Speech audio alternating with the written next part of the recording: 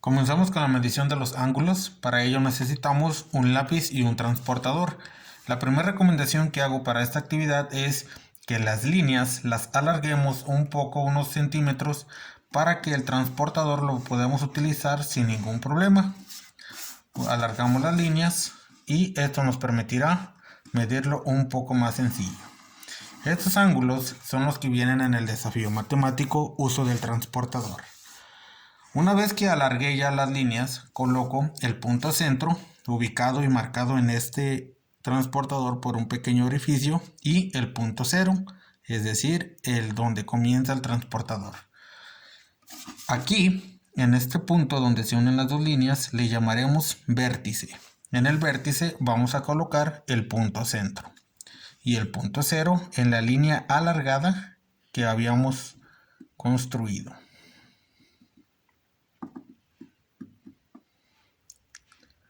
Y podemos identificar que nuestro transportador llegó del 1 hasta el número 110 y 2 grados más.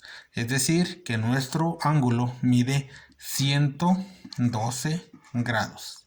Y se lee de la siguiente manera: ángulo de 112 grados. Para el ejercicio B es un poco más difícil. El motivo es que su abertura, como podemos observar, es de un poco más de 180 grados, por lo cual vamos a alargar también nuestras líneas para poder utilizar nuestro transportador. Alargamos las líneas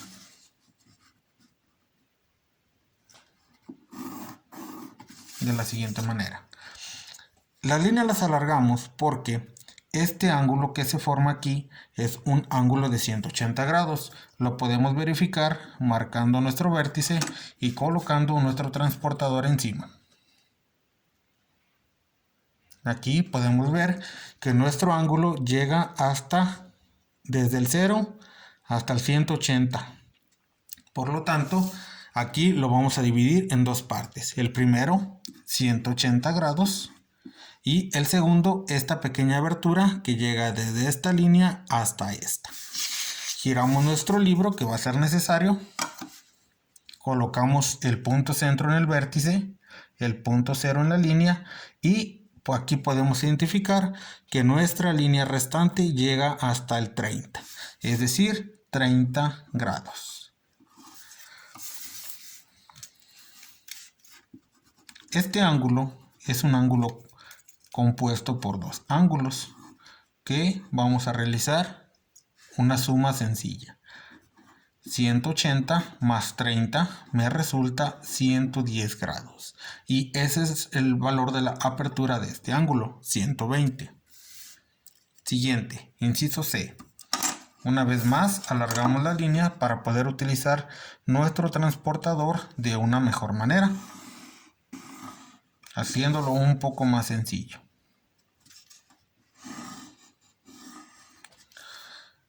Marcamos nuestro vértice, que es ahí donde se ubica el punto centro. Colocamos nuestro transportador en el vértice y en el punto cero. Podemos ver que nuestro transportador llega desde el 0 hasta el número 40 y entre el 40 y el 50 justo aquí queda. Que quiere decir que es el número 45. 45 grados. Inciso D, también parece que es sencillo, únicamente comenzamos por alargar estas líneas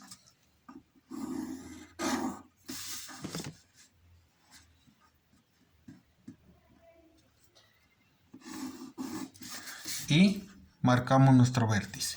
Con nuestro vértice colocamos nuestro punto centro, nuestro punto cero, y podemos observar que nuestro ángulo se abre desde el 0 hasta el número 60. Es decir, nuestro ángulo mide 60 grados.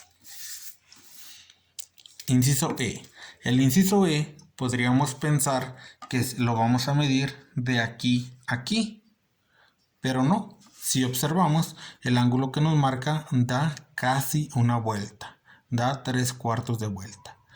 Vamos a comenzar por alargar nuestros nuestras líneas de la siguiente manera.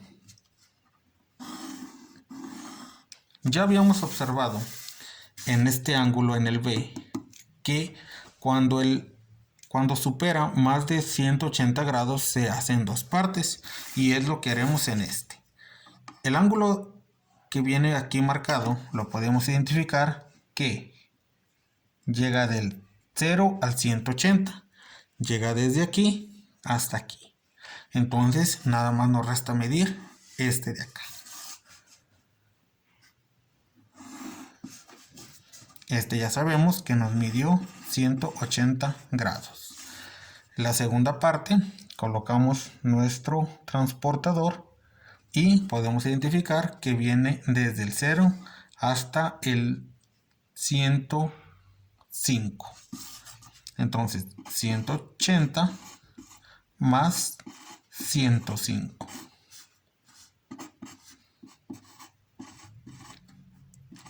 Y de esta manera determinamos que nuestro ángulo mide 285 grados.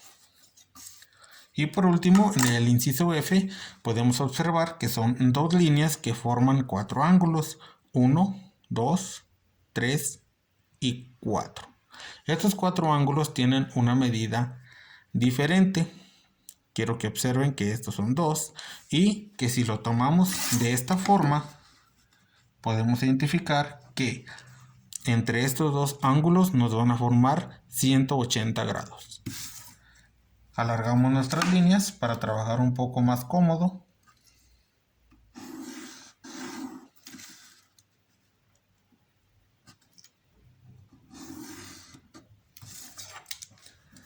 Ahora sí, colocamos